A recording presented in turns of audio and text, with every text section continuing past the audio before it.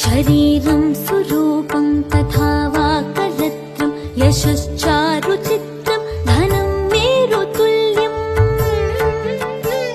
मनश्चेन लग्नं गुरोरङ्घ्रिपद्मे ततः किं ततः किं ततः किं ततः किम्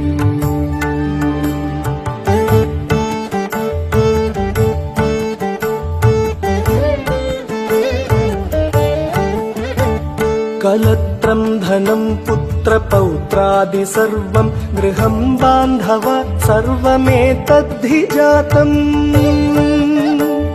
मनश्चेन्न लग्नं गुरोरङ्घ्रिपत्नी ततः किं ततः किं ततः किं ततः किम्